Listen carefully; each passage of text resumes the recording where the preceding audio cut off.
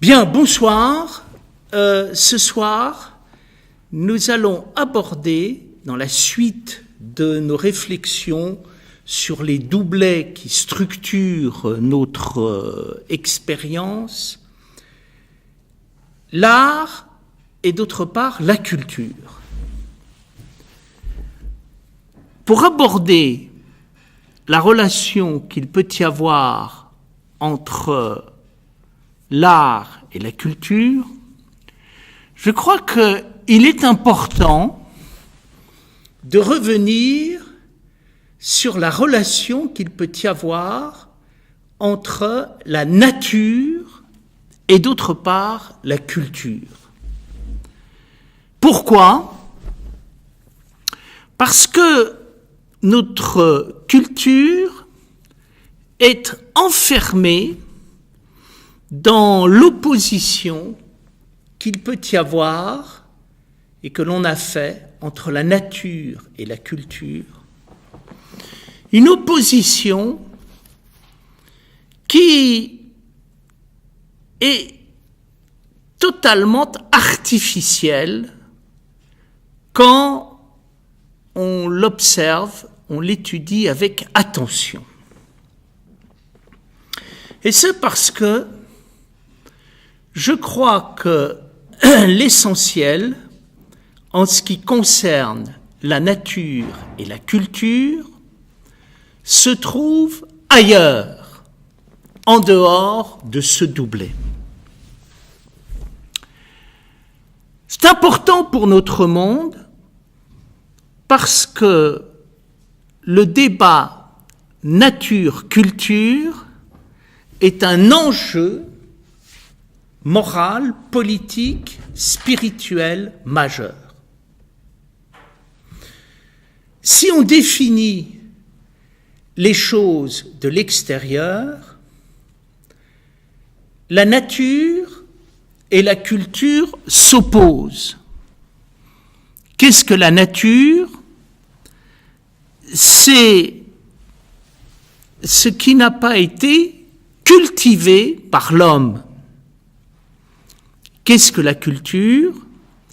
C'est ce que l'homme ajoute par son travail, par son invention à la nature.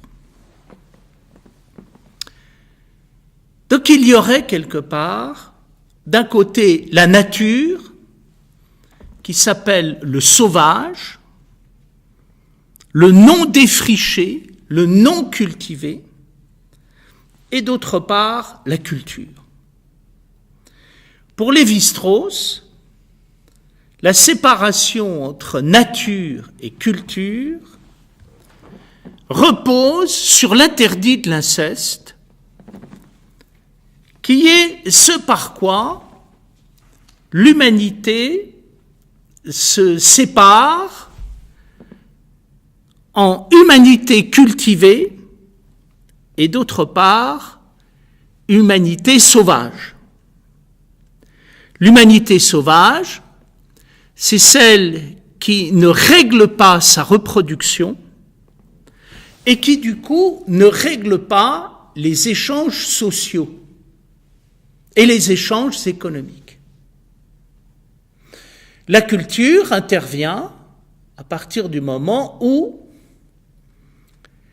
la reproduction est réglée, mais en même temps, les échanges sociaux, les échanges économiques sont réglés également.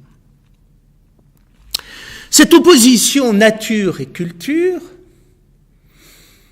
elle est très forte dans les penseurs, les premiers anthropologues du XVIIe et du XVIIIe siècle,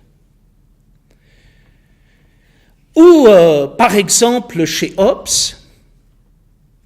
la nature apparaît comme le lieu de la violence, de l'égoïsme, de la guerre de tous contre tous, alors que l'humanité apparaît véritablement avec la culture, la société.